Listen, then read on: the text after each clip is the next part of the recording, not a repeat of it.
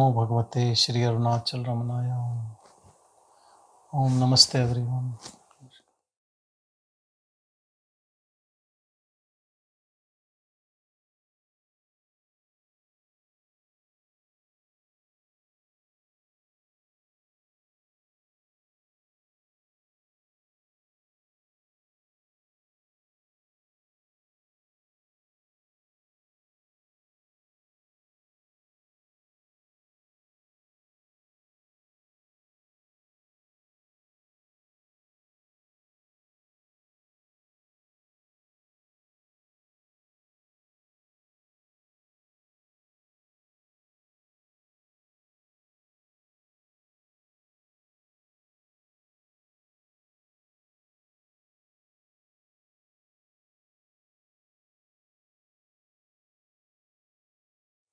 Anyone wants to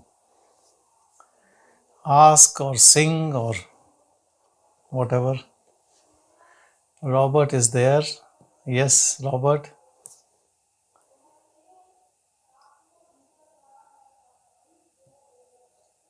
Thank you, Sanjay, as always, for all that you're doing for us. And secondly, apologies if you've already answered this question, but I found that Ruchika sent yesterday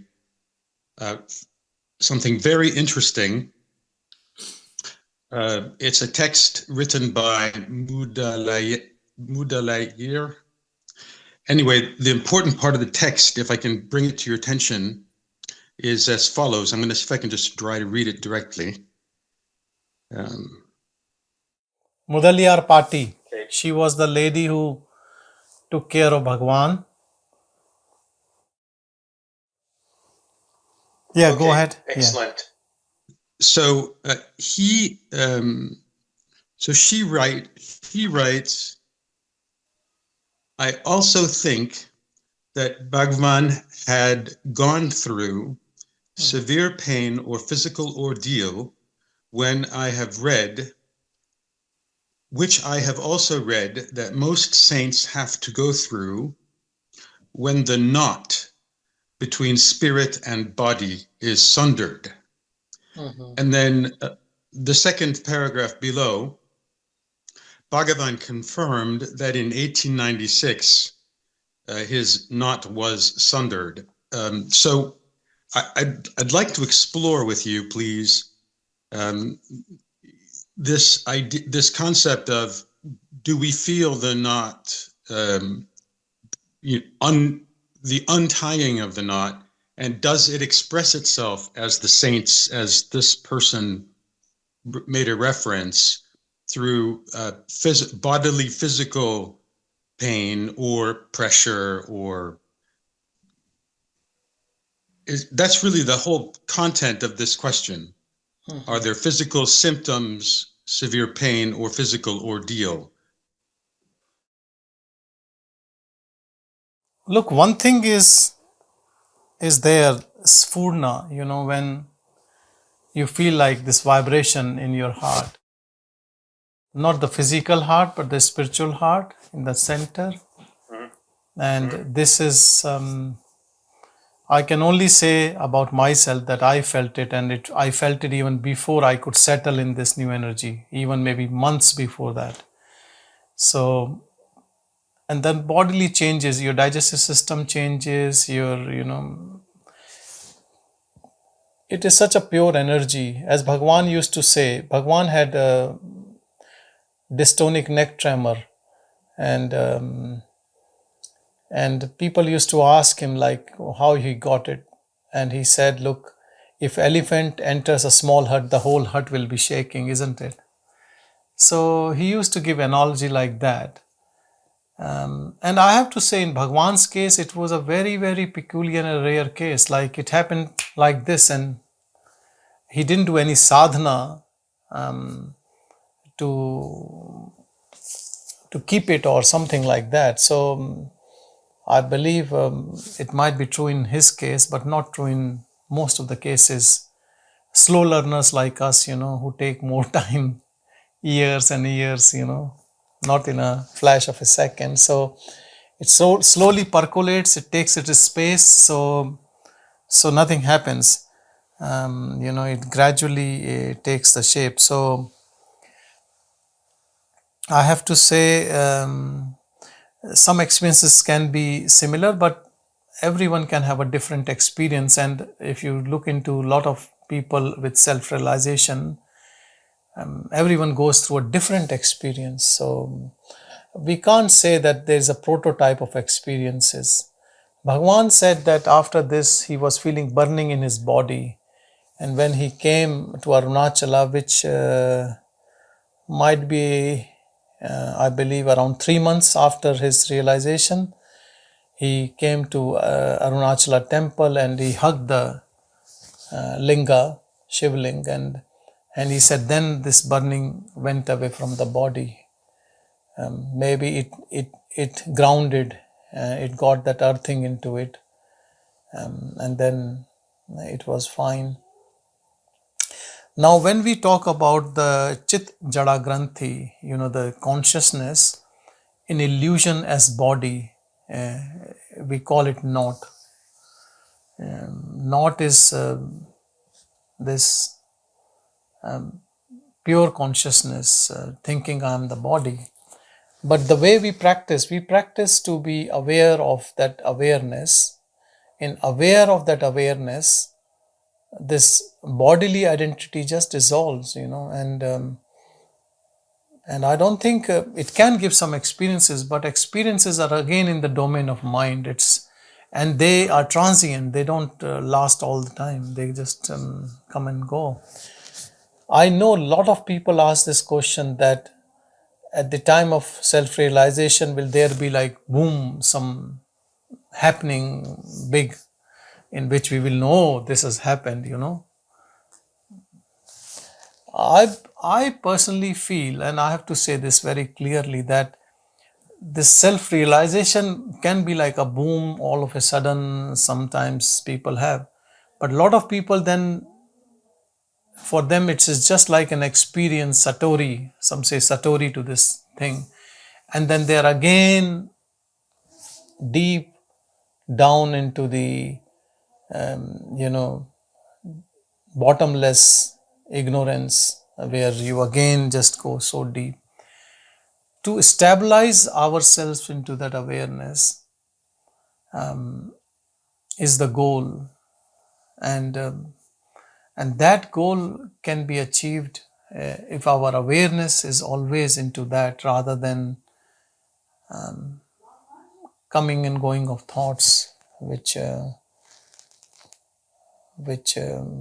I think is nothing but an obstacle. So I don't think we should be too much bothered about any type of experience. Any type of experience, Bhagwan, that's why if you have read that wholly, Bhagwan didn't commented anything. It says that he kept quiet and he smiled. And then I think in one of the songs he wrote about that, and then they said, so it happened. Bhagwan said this song was written long time after that. All this happened in 1896. So I don't think he even gave importance to any of these things, because otherwise then people who might have already realized they are looking for that experience which will never happens. They will miss the boat. They will be looking for that experience. A lot of people I know, they are so much into that silence, but somehow something in them wants them to have some sudden explosive experience, which usually don't happen. And when even that happens, the stabilization takes time. It takes months, even couple of years. I have to say, I had this fear of losing it, was so intense, and but what do? It's just an emotion. You just stay with that as long as it stays. What can you do? You just watch all these dramas unfolding at mind level, because mind has to adjust to this newfound energy. That energy is always there, but the mind has found it as fresh, as new.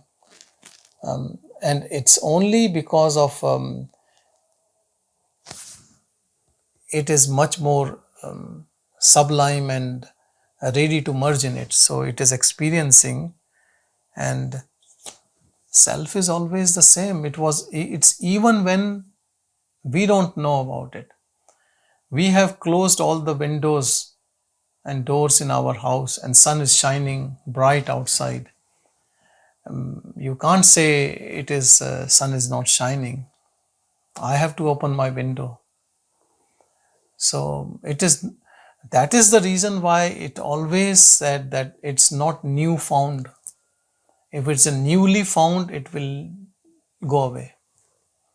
It is, I have to tell you, very important sutra in this thing.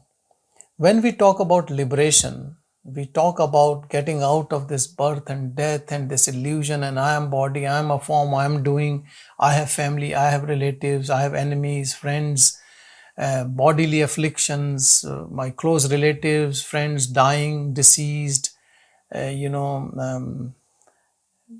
creating emotional issues with me, and all this play of samsara, which we know are a typical Bollywood drama happening with everyone's life. Whether you are rich, you are poor, you are a beggar, you are king, you have a job, you have no job, wherever you live, everyone has this story. You can never get out of this story. There is no possibility unless there is something which is always out of it and in you. Otherwise, it is not possible. You think you fix yourself? No. This personality, this ego, you can improve on it. You can learn new techniques. You can be less angry, less greedy, or better person, or learn new techniques or new things in life. You can go out and help people, as we say, work for the society and all these things. But the drama continues, You get better in the drama, but the drama continues because we are not challenging the one who is the actor, who is the doer. And only way to get out of it is if there is something which is always out of it and closer to us. So you don't have to go anywhere. It is like you are in a train, and train is moving at a slow speed, like those toy trains, or some trains goes on high altitudes and all those types of fun, more of a pleasure trains. You sit in that train and you can hop on, hop off, and there is a platform. You can always get out of this train whenever you want. But this train is in which you are in. If you want to get out, you have to be 100% prepared to get out. There's no coming back. And this is the reason it's not hop on, hop off. You can hop off, but then you can't come back. Now, who brought you in? This is a mystery, so we don't know. But if you want to get down, yes, there is a way. And that is what spirituality is. But you want to stay in it and you want to enjoy the show, then there are so many rules and regulations. And the best I love is law of karma. You do good, be good, and good will happen in this train. So the laws are there to stay in the train, and then there are practices to be out of the train. So you land up on platform and the train goes away. And you stay as platform. You stay as a witness.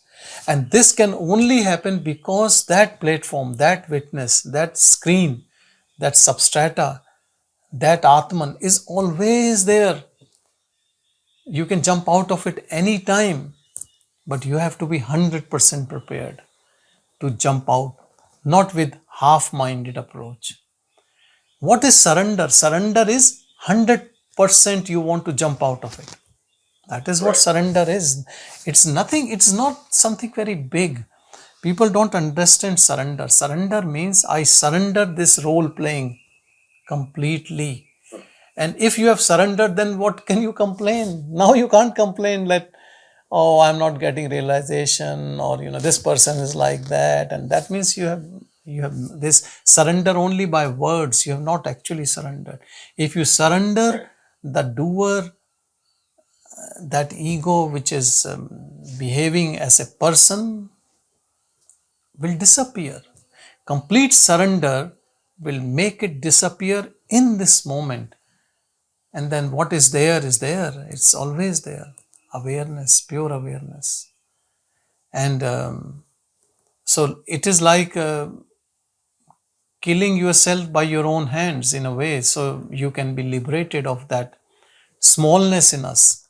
That because that smallness, we should understand, always wants to get bigger, but in a wrong direction. It wants to get bigger in job, in form. Look, there are natural circumstances, natural progression in any job, any form. Like the body was a baby, it has grown, whether you want it or not. Same is with, let's say, whatever work you do, you grow in that work, and you get some credibility, some name. That is okay, but not looking for that all the time and pursuing to gain something because we are feeling incomplete. Everyone feels incomplete, whether people admit or not. Everyone with ego always feels incomplete. They might feel complete in something. Some people are not after money at all. They don't care. So they are complete in that sense. But they might be after name and fame. Maybe not. Maybe they are more interested in doing good to others. They have a passion for it and they think they have not done enough. So it always finds some deficiency because it wants to grow. But that growth which it wants is actually already complete. It's infinite awareness. But it tries to fulfill it, then comes desires after desires. Because it has at subconscious level, that consciousness, that reflected consciousness knows that I am really vast. Vast to an extent without limits, infinite. But in a form it looks so small, or that's why some people keep building their bodies, big muscles, they may become bigger, or some, if they have opportunity, they keep getting money. Some politicians who are not even married and just single, or maybe hardly anyone in family, had billions of dollars and they want more, and they are more corrupt. And you will wonder that they cannot finish this much of money even if they live for 1,000 years. But it is just that ego wants more. It is always insecure. And then these people become billionaires, or whatever it is. But anyway, if we understand where the problem lies, either we are happy in that and understand and try to do good and just be like that. A lot of people are not interested in any liberation. They say they will manage their life, their show. That's okay, as long as they are not creating any problem to society and they're nice people. But if you want to jump out of this train and you want to land up in that stable platform where there's no movement, that stillness is there, it is always there. So it is all or none. It is all or none. I found it reassuring that you said that you had a period of time where you were thinking. You had a period of time when there were manifestations, whether you were thinking of something. I think there are also physical manifestations during this period of of getting off the train, if you will, or of untying the knot. And so I found it reassuring, the text yesterday and yours now, to say that, yeah, there could be temporary manifestations, which I'm taking personally as being untying the knot, and without getting into specifics, because it's getting off the train. It's that feeling of trying to get off the train, and that there are, there might even be that ego in the form of reminders saying, oh, you don't really want to get off the train, and here I'm going to create a physical manifestation. So it's anyway, I found it reassuring what you've just said, and then what was said yesterday, that the saints and even perhaps Bhagavan went through some physical manifestations when they felt that this was a period of untying the knot or getting off the train.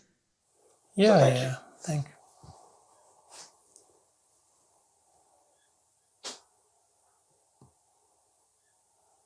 Hello, Raj. You want to say something? Looks like you are in a dangerous condition. Yeah. You're driving, I believe. No. I'm in a taxi behind. How are you? Okay. You are not driving, isn't it? No.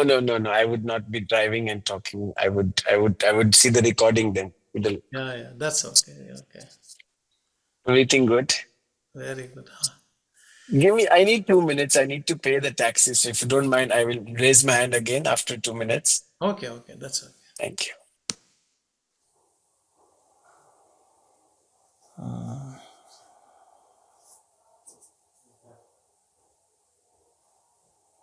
Josh is raising his real hand, not the, and I could see it. You have to unmute yourself. Unmute. Okay, hi. Hello, Josh. How's it going? Very good. Tell me about what's happening. What do you want to ask?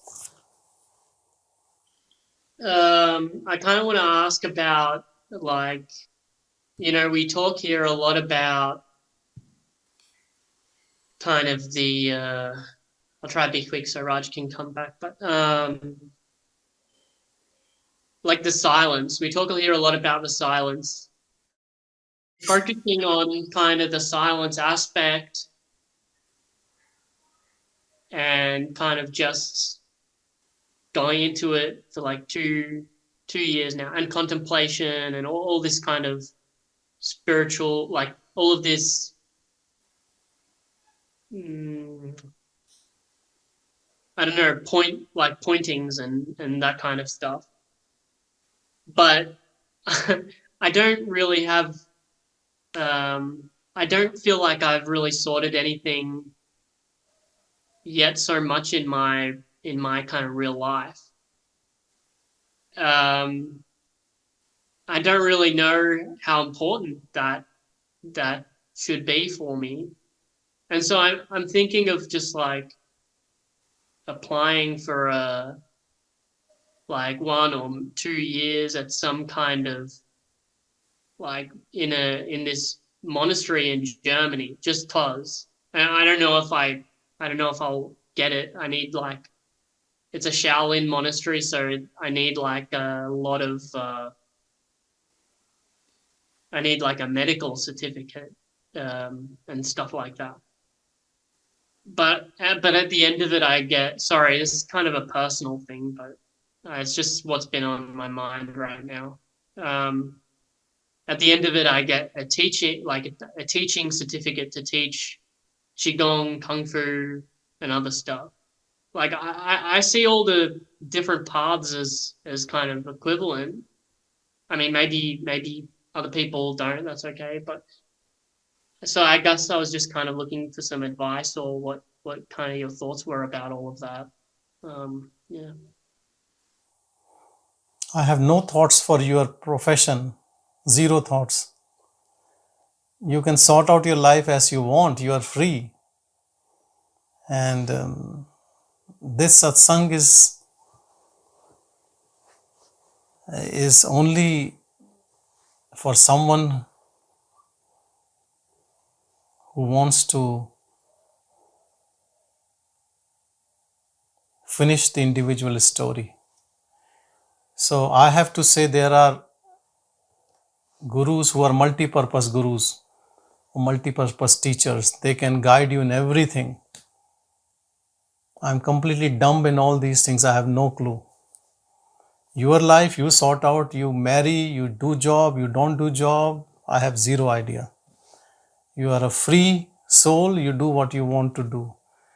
If your heart is here and you have any questions about sadhana, we can talk. Otherwise, you can ask someone else. I have no clue actually, because whatever I'll be doing, I'll be just saying something which will have no meaning.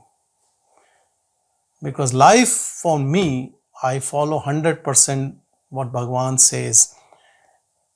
And he says that prarabdha gives you each and every moment as it is predestined.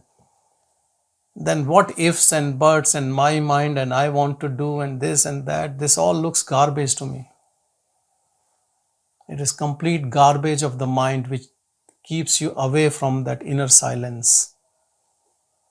Because if things have to happen through you, they will happen. You can't even stop becoming whatever Qigong expert you want to become. You will not even ask me, you will go and become a Qigong expert. There's no harm, there's nothing wrong or right with anything. But who am I to suggest you do Qigong or don't do Qigong? It's your choice. You can do what you want.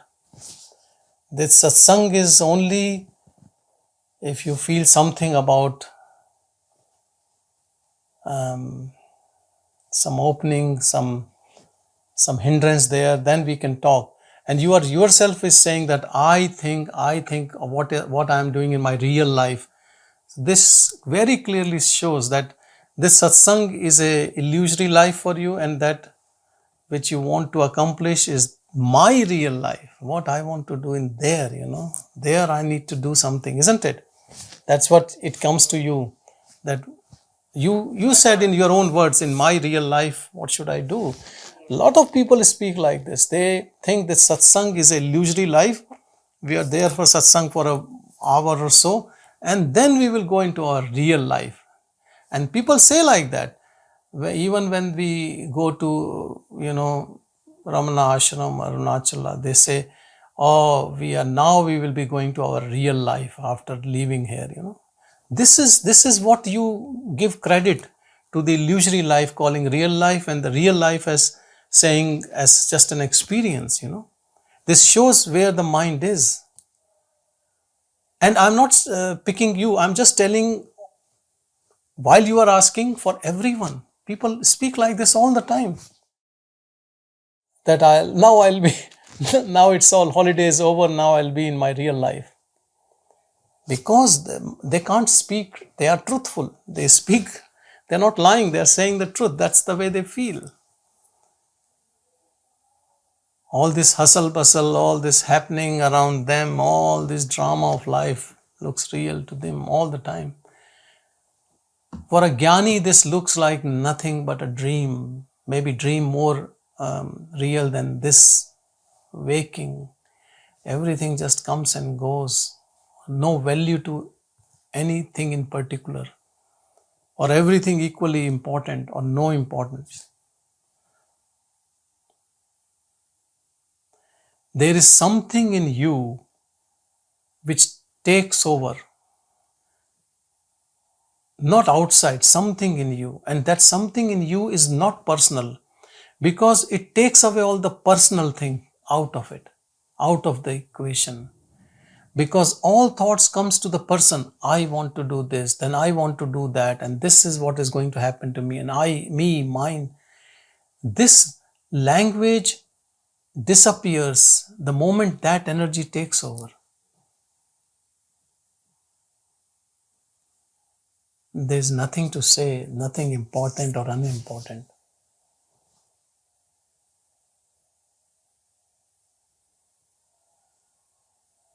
Mind comes like this, Josh, so many times in so many seekers. They have spent 1 year, 2 year, 5 year, and then it says, oh, look, I'm wasting my time, and I should have become this or that. Because this all sadhana is unbecoming. And the mind comes with vengeance. It says, become something first, then become unbecome. Gain some pride, some egoistic tendencies, gain things, and then maybe we can give it up. maybe the mind still thinks if I get something, then, that might be better, rather than giving up something. And I agree, because I think for a king like Gautama, who became Buddha, I can understand for him to become a monk is easiest, because he has seen with all the money and affluence, there's no peace of mind. But for a beggar, for a poor person, for someone who has not even tasted anything, it is so hard to give up this idea that these things can give us happiness. And if a beggar becomes a jnani, it is a very big thing.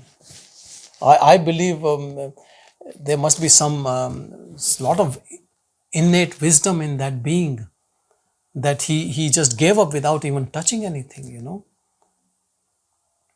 Like, Yogi Ram Surat Kumar in Tirunamalai, he stayed like a beggar and look, never gathered anything.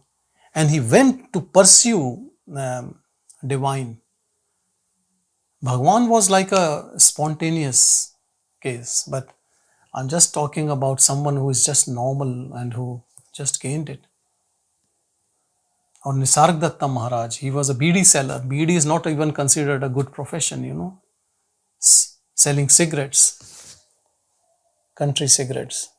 What I'm trying to say is that if the mind is so strong to get things at this age and you are young, go for it. I don't want to say that after 10 years, then you want to explore those things which you want now. Better to finish off, if you think you can finish off your desires, and then you can come back, if it's possible for you. My only intention for like the last 3.5 years has been enlightenment, like self-realization. And I don't see this as something that's separate from that. But even before that, from when I was like 20 and I first learned that it was even possible. But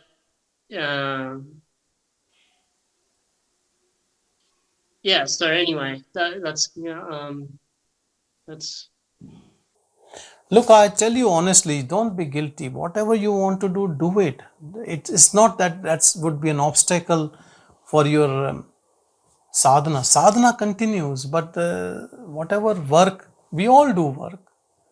We all are doing something. Even if we are householders, we still do. The body will continue doing something. But your attention should be on awareness. So understand, in your case, I can completely understand. For you, either you can work or you can do sadhana. You can't do both. And I'm saying you can do both. Because question the doer. The doership should go away and the work should continue. And keep your awareness as the central theme in your life. Being aware of awareness, that's all. Life and being aware of awareness means your identification is only as that nameless, formless, unborn witness. And the body continues. You will be amazed to know that two things go together beautifully. So I don't think there should be any conflict in that. And and continue with your sadhana wherever you go, whatever you do. One thing which I have to say, whether people agree with me or not, but I've seen when you have plenty of time, you give up all jobs and you sit to do sadhana, your mind goes everywhere because now you think you have plenty of time. Maybe when you do job, you look after family, you have very small, you are very intense in that moment. Sometimes I feel that that works much better. Otherwise, the mind gets lazy. It says, oh, I'm now a sannyasi and I have all the time and I'll do this and I'm doing it. So, work is not an obstacle. I don't think work is an obstacle. Sometimes I believe it helps. And as far as I remember, This is not the first time we are talking. I have spoken to you about your career and things dozens of times, and I have always told you work, work, work.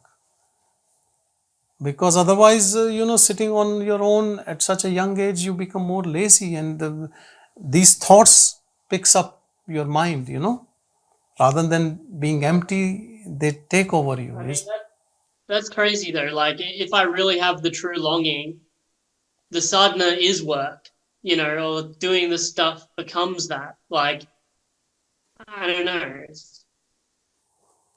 Anyway, look, see how things goes, and stay happy. Will do. Same. Any plans to come back? I have no idea. Like, I think my parents, my mum wants me to come back for Christmas or something, but who knows? Okay. All good.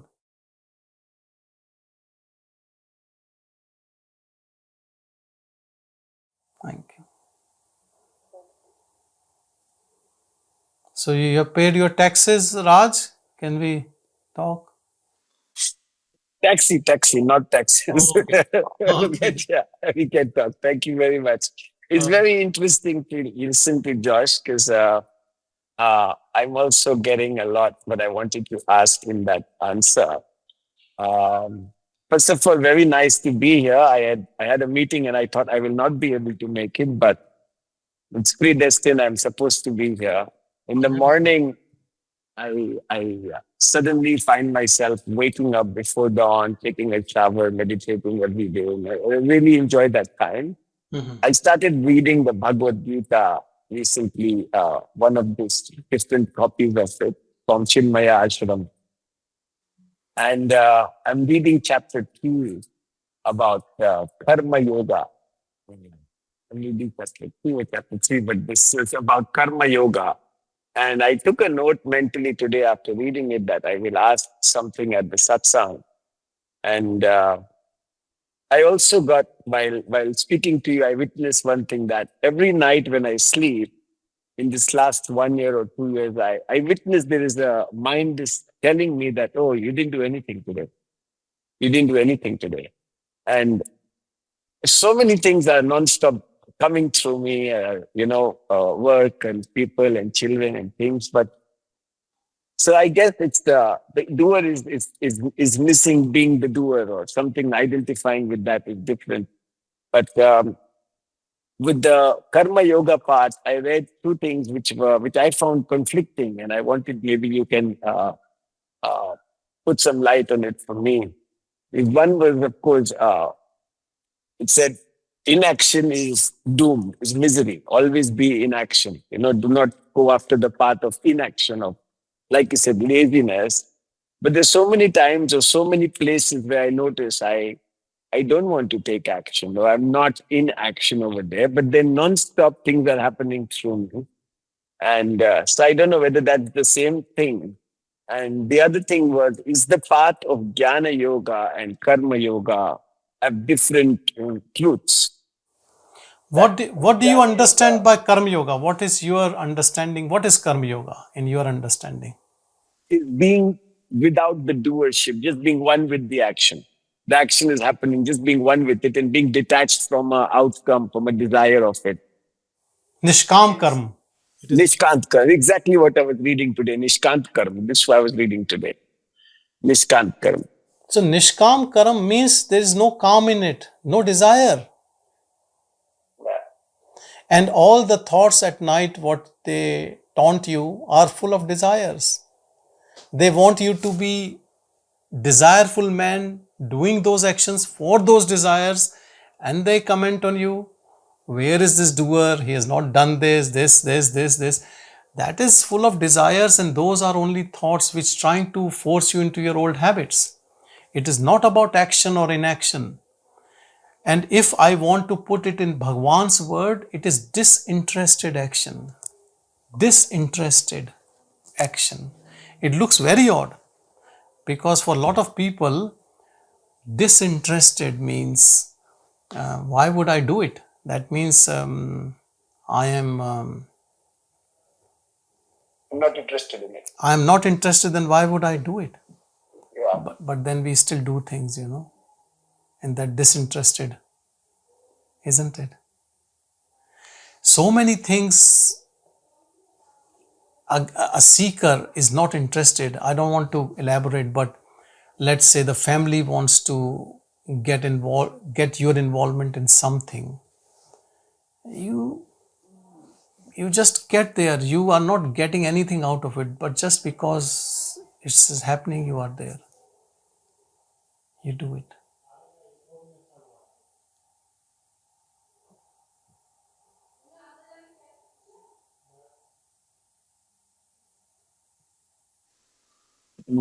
Correct.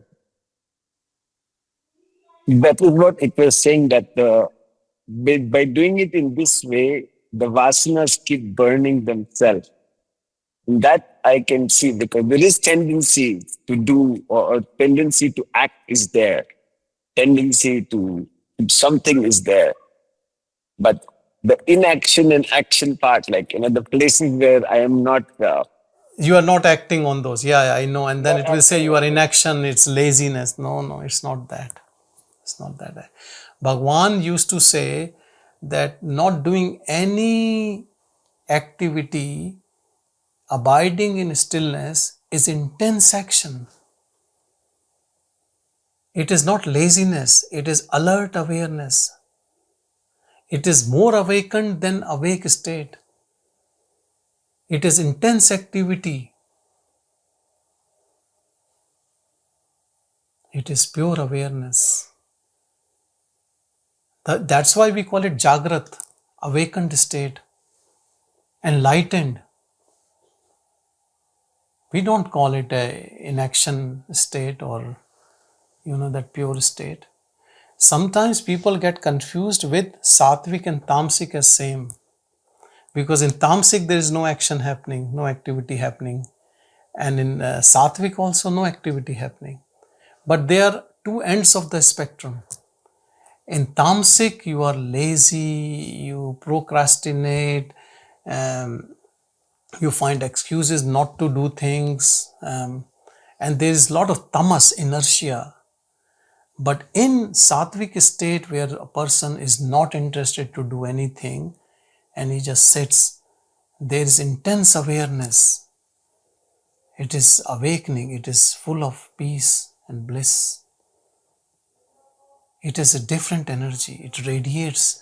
You are trying to keep all the energy from your sensory organs back to the heart and not dissipating anything, and it then opens up your inner core, your heart, which is, you become your own self-effulgent energy. It is so beautiful, rather than dissipating energy.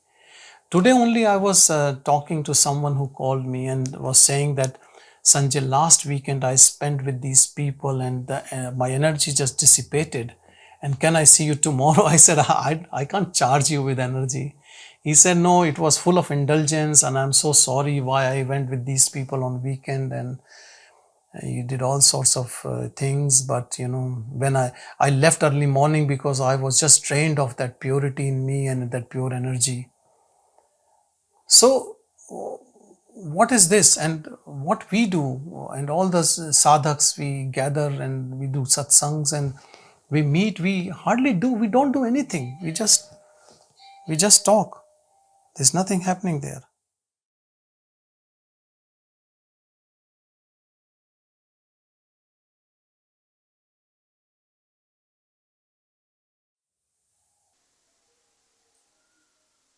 Observing thoughts, not picking them up, is very big activity, because suddenly I'll find myself again, or I have to drop it.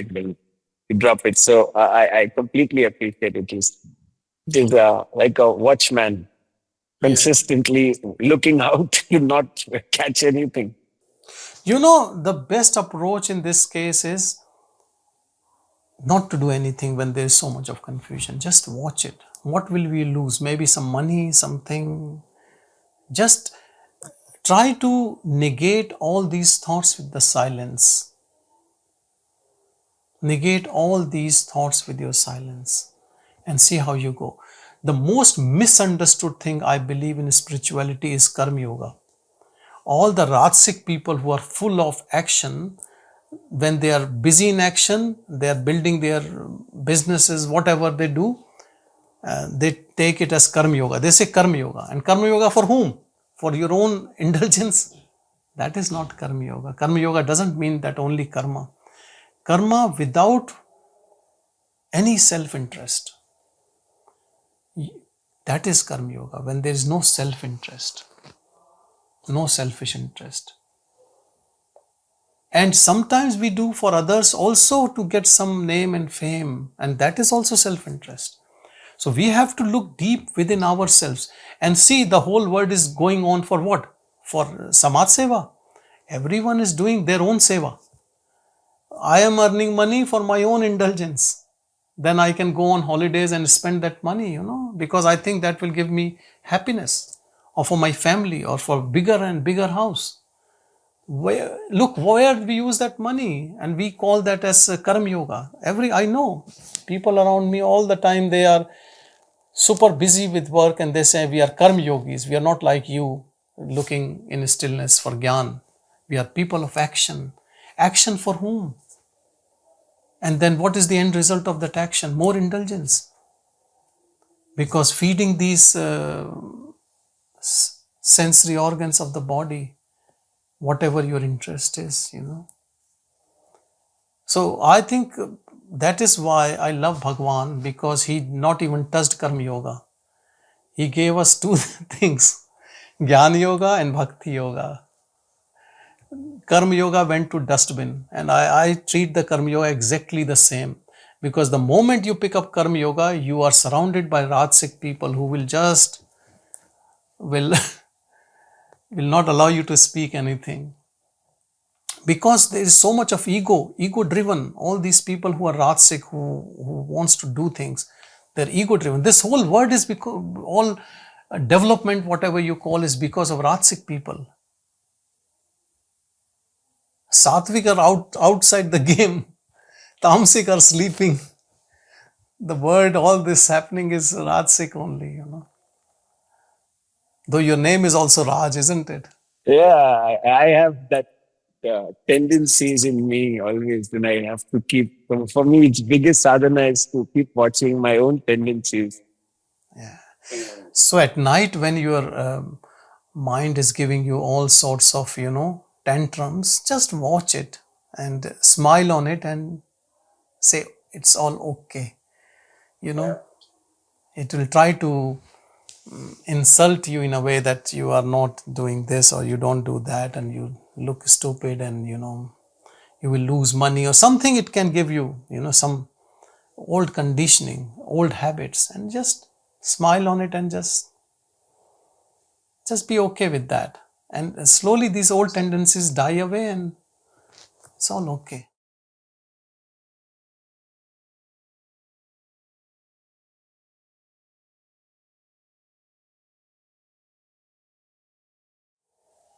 I enjoy nothing. Nothing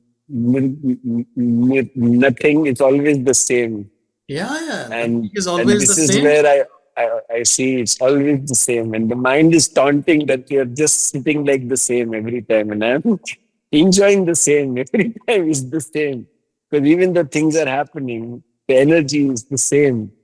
It's zero is always zero now. So many times we come and we sit together face to face in satsang. 1 hour passes, 2 hour passes. I look, it is just because there are some things happening at family level or professional level. Otherwise, I was saying that sun will rise, sunset will come, next day sun will rise, sunset will come. This bliss supreme, if that is what it is. And I was telling people who were with me on Tuesday that Bhagwan's time, it must be the same, sitting inside the cave, outside the cave, morning happens, food comes, eat, walk on the Arunachala, sleep, silence. And it just, what else? What do you want? When there are no wants, no desires, It is the bliss supreme which just manifests around us, in all of us, and everything around us, It speaks in that pure silence. And we don't need even one single extra thing in that. It just, everything is blessed in that silence. So, this is so beautiful.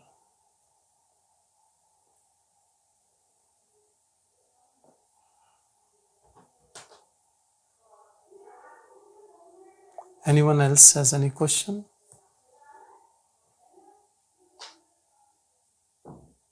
Anything to? Sushila wants to ask something. Yes, Sushila? Hi, it's Susila here. I'm from Nepal. Yes, very good. It's my first time attending this this program. Mhm. Okay, so I could hear some of the portion because I was traveling by bus. So just reached home and I can hear you well now. So I have some queries to ask you. Like people, they do sadhana, like meditation. Even they follow the sentient food, sattvic bhojan. But what about the social dogma and cultures? Like, I mean, the rituals, how far they are important to our life? Because though I'm born in typical traditional narrow-minded society, mostly in Nepal, most of the people they follow different cultures, superstitious traditions. But I was not onto following them because I needed scientific reasons to follow them. And if I find them having particular reason or rationality, then I would just follow them. And my parents and everybody would get angry on that. So what to do? What it has to do with the meditation world, with sadhana and all this, and people are found doing service, they do service for humanity, they do meditation, but still I can find people following the social dogmas which have been following since our ancestor time. And I don't think that they are quite important. Most of them, they keep us back to the traditional world, then taking us towards postmodern society, narrowing us down. So do you think they have equal role in our life together with meditation, sadhana, and all this journey of life? Look, nobody can say on it. If you like to do it, that's fine. If you're not interested, that's also okay. But I have to say, all these rituals and these practices have deeper meaning, which you don't understand, which maybe even your parents have not explained you. Because some of these routine ritual experiences brings our mind to concentrate on that particular thing. Every day in morning, some people have some sort of a ritual. It keeps you aligned in that routine to keep your mind focused on those things. Some people who have no routine, let's say you have a routine to get up at sunrise and to give water in front of sun. At least you get up in morning, you see the sun, you go out, you fill up the water, you have to at least do that. But if you don't have that ritual, you might be getting up middle of the day, or maybe at night you will have drinks and then you can't get up. So sometimes these rituals also helps to keep us our focus on a discipline. I believe they help in disciplining your life. Even the food, the sattvic food and all those things, it decreases your laziness. It makes you more sattvic, more balanced. But if you don't want to do it, it's nothing. I should say they are not essential part of anyone's sadhana. But if someone feels they are important, they can do it. If you don't feel, that's also okay. But the main thing is to understand that we don't have to even get into aversion of that. And this word I don't understand, modern. What do you mean by modern? Some people say, oh, we are not modern enough. I believe the ancient things are very modern. The modern is, I don't understand this word at all. Like I feel sometimes people living in countryside and they have their own ways of life. They are very beautiful ways. Every part of the world I have seen.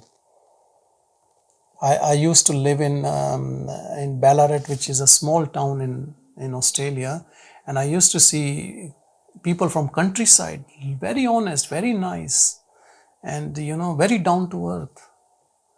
This is what I call it the best way of living, and we have to unlearn a lot of things which we have grabbed. So I believe it is not essential, but you also don't have to force your views to your parents and your parents on you, and if you get too much into this also, that everything should be scientifically explained, then especially spirituality you can't scientifically explain. That's why so many scientists are atheists, because science is ego driven. Science is in the domain of mind, and spirituality is in egolessness. Spirituality starts where the ego ends. So, and we don't have to prove everything in spirituality by science. To whom we have to prove? To satisfy what? Ego? So the ego stays? Ego has to go. Science has its place. Science is important. But spirituality is a different dimension. It transcends everything. So believe in your own self, in your own awareness. Believe in the practice. So many sages, so many people have done it, and the scriptures are written by them only. So follow it. Follow wholeheartedly. And when you are in sadhana, if the question comes, we can always try to sort it out. Anyway, nice talking to you. Thank you.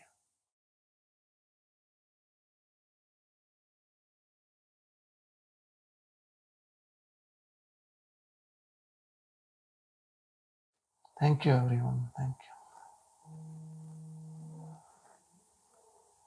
Om Namo Bhagavate Shri Arunachal Ramnaya.